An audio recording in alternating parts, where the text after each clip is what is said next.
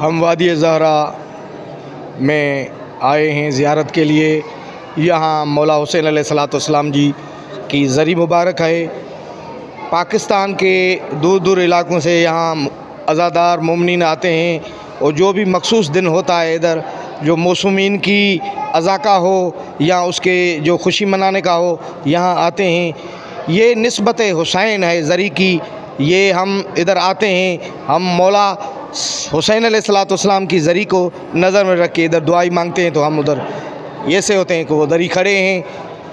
مولا اس زری کے صدقے سب مومنین کو اجر عظیمہ عطا فرمائے گا. یہاں جو اس کے بنانے والا، جو اس کا خدمتگار ہے، غلام حسین ملا ہے، جس نے 1 برس میں یہ زری پاک کو بنایا ہے. اور یہ ٹھنڈی سبیل بھی بنائی ہے، جو مولا رضا علیہ الصلوۃ والسلام جی کی زری کے اندر جو سبیل ہے اس کا نام ہے سونی سبیل. وہاں کی نسبت سے وہ بھی سونی سبیل ہے، ٹھنڈی ہے. مسجد کا بھی قیام ہے یہاں، اور سیکورٹی کا بھی انتظام ہے.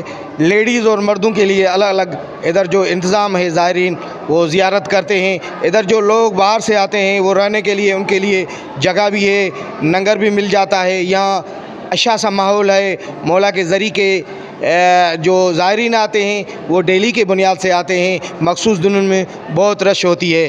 یہ زری پاک جو جس نے بنائی ہے، جس کو مولا نے اجر عطا کیا ہے، اس کا کہنا ہے کہ میں نے اس کو 1 برس میں بنایا ہے.